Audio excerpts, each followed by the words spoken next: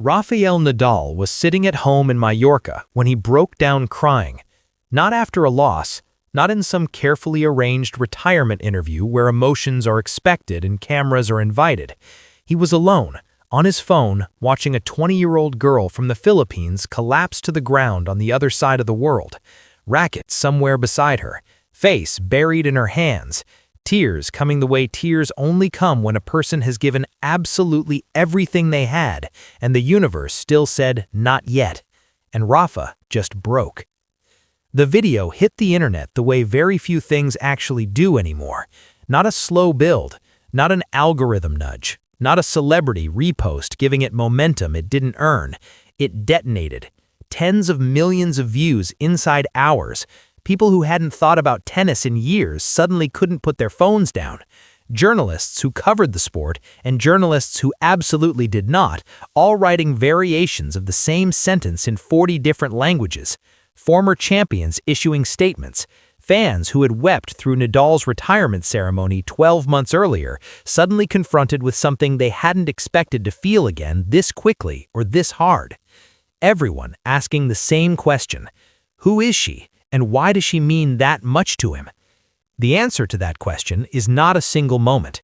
It is not Miami. It is not Guadalajara. It is not 4 words reshared on social media that tighten the chest of everyone who read them.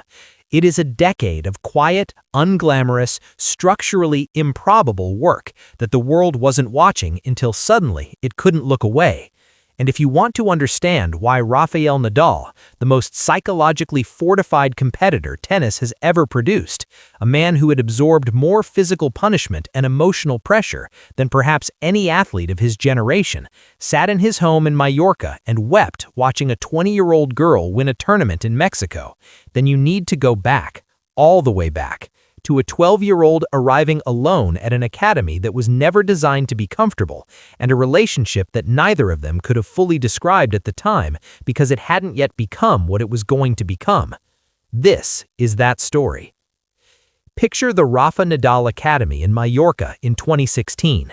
Sun-baked clay courts that offer no mercy, schedules that begin before most people have considered waking up, elite junior players from across Europe arriving with family backing, established coaching networks, connections woven through the entire continental circuit, kids whose parents had been grooming this path since before the child could hold a racket properly, kids with safety nets, kids who, if it didn't work out, would land somewhere cushioned.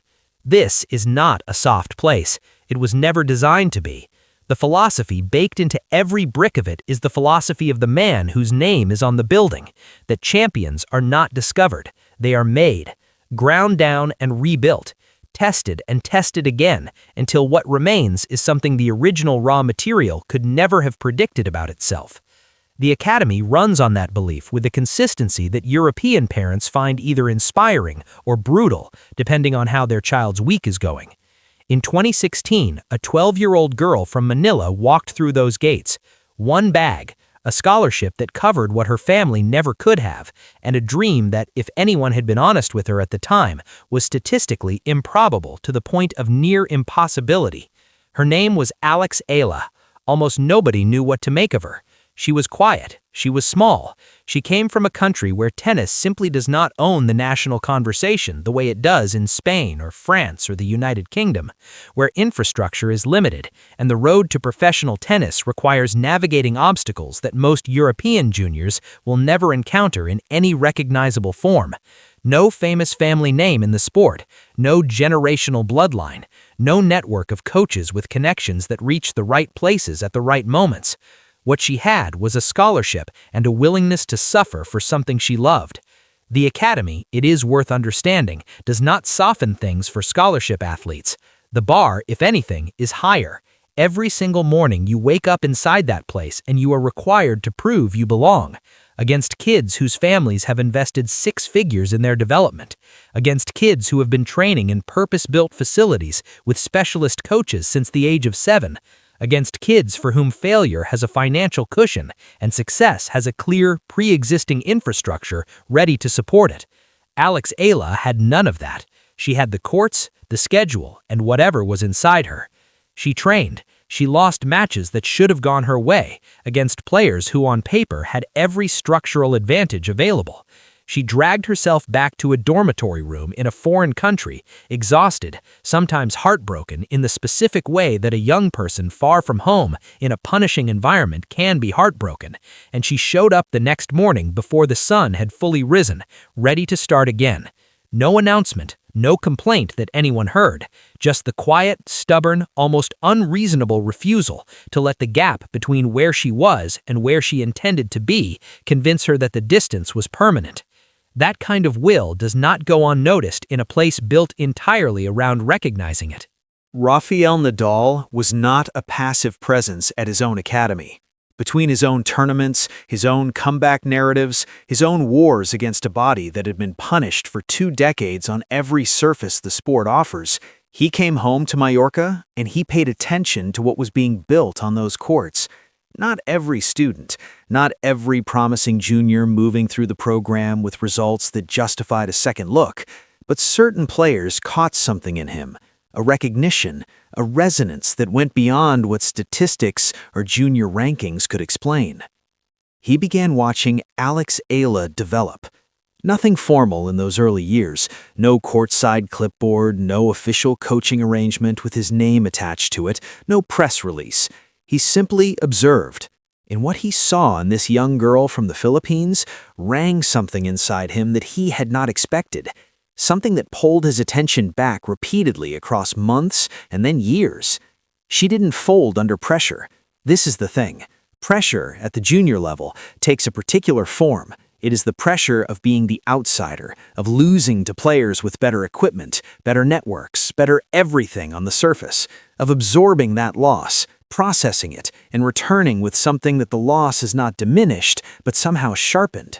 She transformed pressure. She used it. Rafa had done the same thing his entire career. The difference was that he'd had an uncle who was a former professional footballer and a coach in Tony Nadal, who understood exactly what he was looking at from the very beginning. He'd had a family infrastructure and a national sporting culture that, once his talent became undeniable, wrapped itself around his development and gave it every possible resource. Eala had the academy, the scholarship, and herself. That she was producing the same internal response to adversity without those conditions surrounding her was, to someone who understood what that quality actually meant for a player's ceiling, remarkable. Not remarkable in a junior way, remarkable in a this could go somewhere nobody is currently predicting way. He kept watching. By 2022, the tennis world outside Mallorca started to catch up to what Nadal had been watching in private for years. Alex Eala won the Australian Open girls title, and she didn't just win it, she won it in a way that made commentators genuinely search for language beyond their usual vocabulary. The brand of tennis she produced across that fortnight had a quality that felt less like a junior player peaking at exactly the right tournament and more like a professional talent that had arrived slightly ahead of schedule. The footwork, the mental composure on the changeover, the refusal to allow momentum shifts to become psychological crises, the ability to construct points rather than simply trade shots and hope the other person makes the error first. People noticed. The rankings moved. Her name entered conversations that junior players rarely enter until they're already several years into the professional circuit. In 2023, she stepped into that circuit. And the professional circuit, for all that her junior results suggested she was ready, is a different world in a way that no junior tournament can fully prepare you for. The opponents are older, stronger, more experienced in the specific psychological warfare that professional tennis conducts at the highest level. They have been through the version of pressure that she was about to encounter, and they have developed scar tissue in places she hadn't yet been cut. She was ranked hundreds of places below most of the women she would face in qualifying draws and first rounds.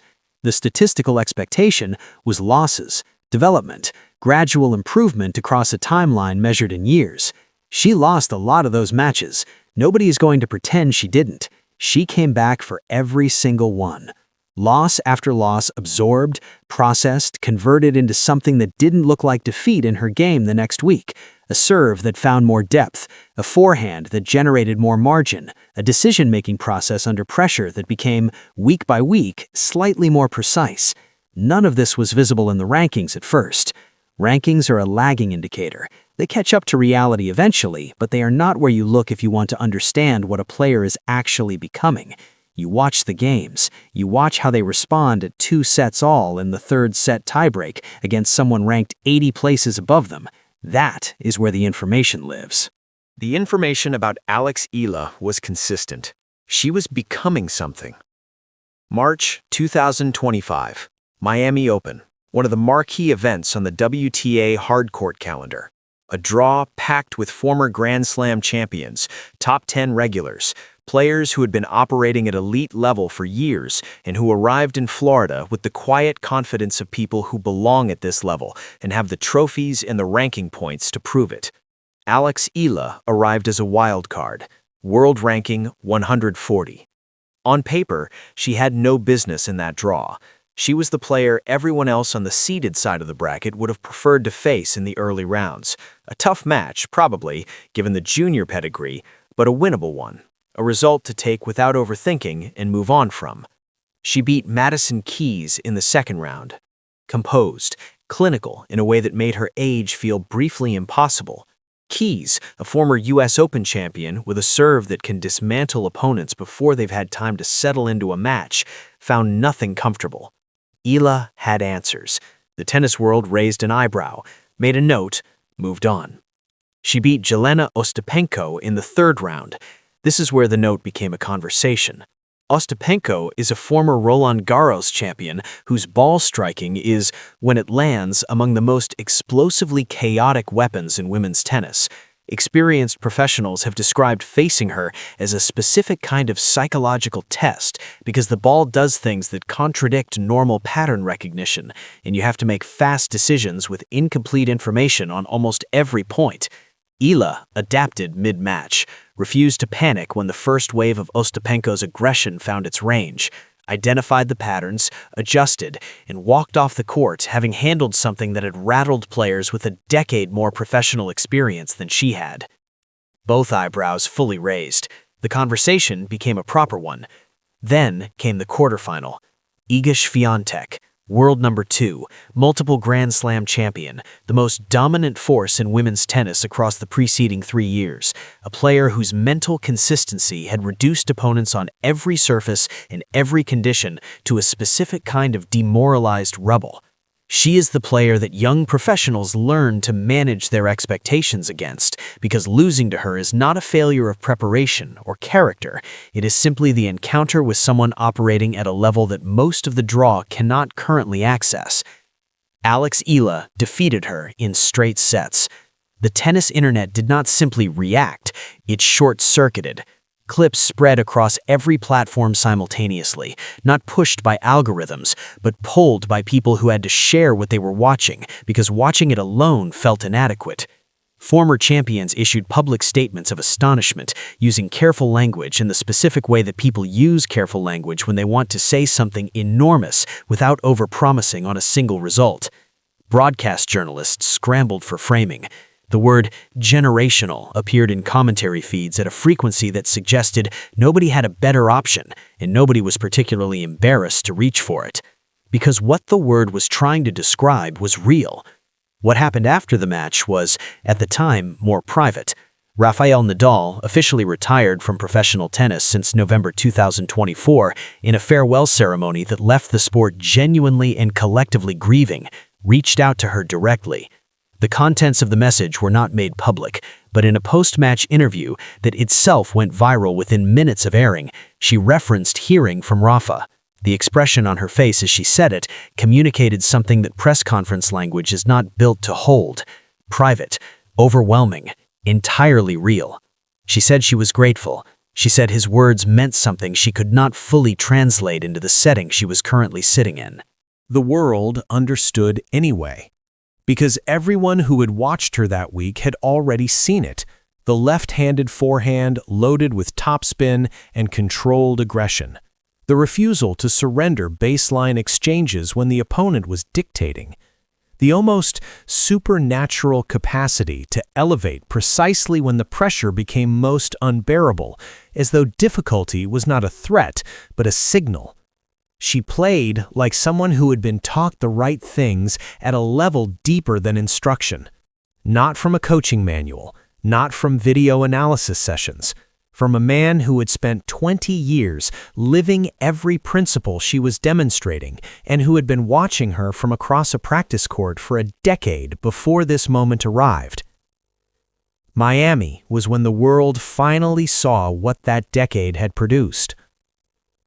June 2025, Eastbourne, England.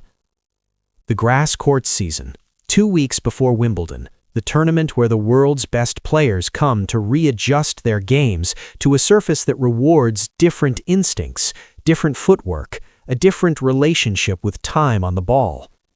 Eala arrived carrying the momentum of Miami and the kind of attention that follows a player who has done something the sport had not fully anticipated. She reached the final. Championship points arrived. She was one shot from lifting her first WTA title, one clean, executable, entirely within her capability shot from a result that would have confirmed everything Miami had suggested and given the narrative a satisfying early resolution. She missed it. Then she missed the next one. And if you have spent any time watching tennis at the highest level, you understand what happens in the seconds after a championship point goes wrong. The air changes. Something invisible shifts in the dynamic of the match. The opponent, who had been in survival mode, feels the window reopen and moves through it with the specific hunger of someone who had already accepted losing and is now being offered something else entirely. The crowd, which had been loudly, generously behind the young underdog story unfolding in front of them, goes quiet with the particular tension of people watching something terrible happen and having no power to intervene. The match turned. The momentum evaporated with the surgical cruelty that only tennis among all sports can manufacture so precisely. Eala lost. She sat in her chair at the changeover and wept. Not composed weeping managed for the professional optics of a post-match interview, not tears dabbed quickly away before the cameras could settle on them. She wept the way a person weeps when they have prepared for months, executed for a fortnight, arrived at the single point the entire effort was building toward, and then watched it slip. Raw, unconcealed, entirely human. Nothing to do with strategy or reputation or what the broadcast team was capturing. Just a young woman on a chair in Eastbourne, having given everything she had and still come up short in the most specifically painful way the sport knows how to deliver. The cameras caught it. The clip spread. And in Mallorca, on his phone, Rafael Nadal saw it. He reshared the footage, 4 words alongside it. 4 words that, depending on your history with sport, with loss, with the particular ache of almost, will either tighten your chest or fill your eyes, or both at the same time, arriving simultaneously before you've had a chance to prepare for either. She will be back. No coaching analysis, no technically framed observation about what she needed to improve to close matches of that magnitude, no carefully worded public statement built by someone whose job it is to make a famous person sound simultaneously human and professional. Just 4 words from a man who had lost Wimbledon finals of his own, who had absorbed championship point collapses from both sides of the emotional divide, who knew with a certainty that came from lived experience rather than optimism exactly what Alex Eala was sitting with in that chair in Eastbourne, and who wanted her and the entire watching world to hear one thing without ambiguity and without softening. She would be back. The comments numbered in the hundreds of thousands within 48 hours. Tennis fans, Filipino supporters who had been tracking her career since the Junior Grand Slam, Nadal devotees who had been living with the specific grief of his retirement since November, people who could not name a single current player on the professional tour, all of them gathered beneath 4 words in the weight they carried. September 2025, Guadalajara, Mexico. WTA 250 event, late season hardcourts, the kind of tournament that does not appear in the casual fan's awareness, the kind where results do not generate global headlines, and cameras are present in numbers that suggest professional coverage rather than spectacle. The kind of tournament where careers quietly pivot on outcomes that the broader public learns about only after the fact, when the trajectory becomes undeniable and someone has to explain where it started. Eala entered the final having ground through a 3-set semifinal the day before, visibly drained in the way that players are visibly drained when they have extended a match beyond the point their body preferred and then been asked to show up again less than 24 hours later against a fresh opponent. The neutral observer noted the Miami pedigree, noted the Eastbourne near miss, and offered cautious acknowledgement of the talent while quietly wondering whether the psychological weight of finals, which Eastbourne had already demonstrated was a specific and separate challenge from the weight of any other match, would arrive in Guadalajara as well. She lost the first set. For about 8 minutes into the second, the match looked like it was constructing the same story. The opponent sensed the atmosphere shifting in her direction and began building points with growing confidence, the particular confidence of a player who can feel the pressure radiating off the other side of the net and has enough experience to know how to push on it. The crowd went quieter with that cautious quality crowds develop when they are unsure whether to invest emotionally in the outcome. And then something changed inside Alex Eala. Nobody watching could identify the precise moment. No dramatic gesture, no fist pump, no coaching intervention that redirected the match's psychological energy, no visible release. She simply stopped being cautious. The hesitation that had characterized the first set, the margin-protecting, mistake-avoiding version of her game that finals tend to produce in players who have recently lost one, was replaced by something else entirely. Something controlled and ferocious and completely decisive. Her ground strokes found depth, her movement sharpened, her decision-making accelerated to a pace the opponent had no comfortable answer to. The cautious player from the first set did not come back. She won the second set. She won the third. She won the championship. And when the final point landed, when the reality of what had just happened arrived in her body all at once, Alex Eala dropped to the court, face buried in her hands, racket somewhere beside her, the full accumulated weight of it arriving simultaneously.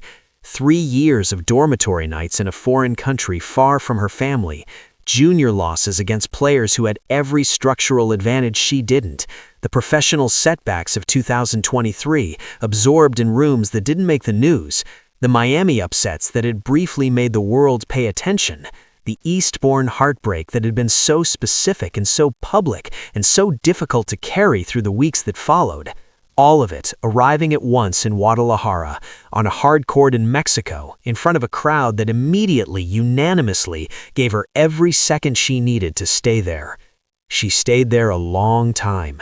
And in Mallorca, the retired champion who had poured his competitive philosophy and his technical understanding and his genuine unperformed belief in this young woman into a decade of observation and guidance and quiet presence, watched the footage on his phone and felt something crack open in his chest.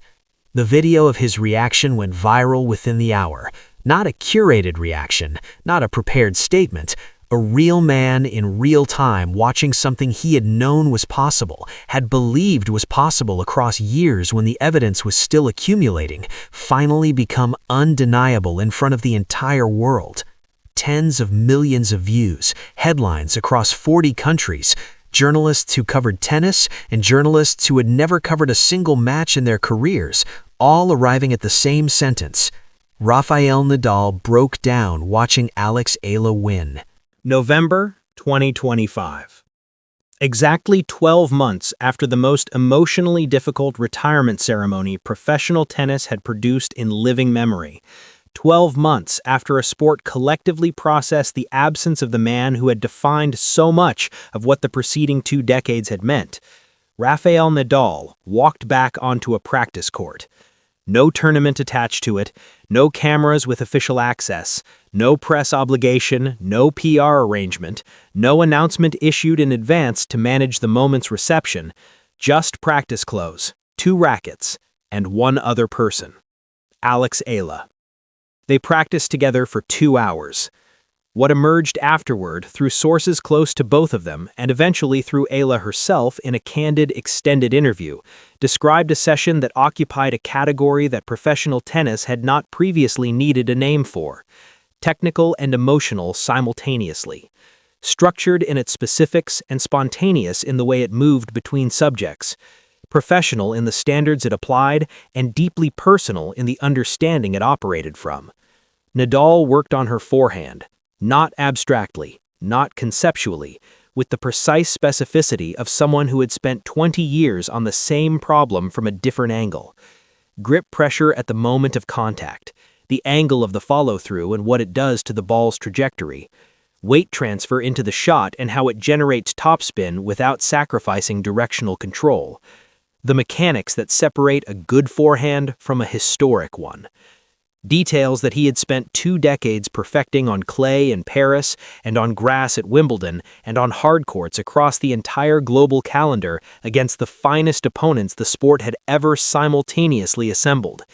He had paid for those details with his body, with his knees and his wrist, and the number of surgeries that his medical history had accumulated into something genuinely remarkable. The knowledge wasn't theoretical, it was physical. Earned in the specific currency of elite sport that cannot be studied or read into existence. He was giving her the blueprint. Eala described the session afterward in terms that communicated something beyond gratitude. She said she spent portions of it genuinely working to convince herself it was actually happening, that the person standing across the net from her, feeding balls and offering technical corrections with the quiet authority of someone who owns 22 Grand Slam titles and the complete understanding that comes with them, was real and present and standing in the same Mallorca sunlight she had been standing in since she was 12 years old. She described one specific moment, a rally where Nadal demonstrated the forehand approach himself, still moving with the deliberate care of a man protecting joints that had been surgically repaired and asked to carry more than joints are designed to carry, but striking the ball with a quality that reminded everyone present why the conversation about the greatest of all time always, eventually, returns to his name. She said she stopped moving, let the ball go past, just watched. He laughed and told her to keep playing. She said she almost couldn't. The clip of her describing that moment traveled through the internet differently than the Guadalajara video had. Less explosive, quieter, more tender in a way that proved harder to move past once you'd seen it. The response that landed hardest came not from tennis insiders or broadcast journalists or people with professional reasons to pay attention to what was happening in Mallorca.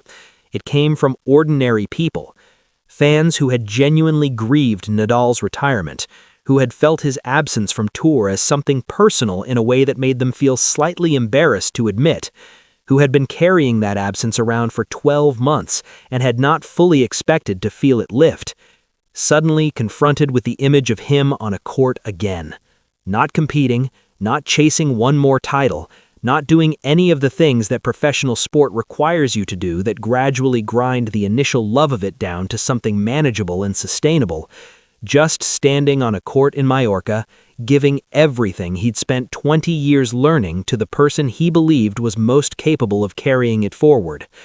The torch hadn't been passed. That framing is too simple, too clean, too final. It had been lit together, across 10 years of observation and quiet guidance, and 4 words shared publicly at the exact moment they were most needed. Lit together and then handed forward. Here is what this story is actually about.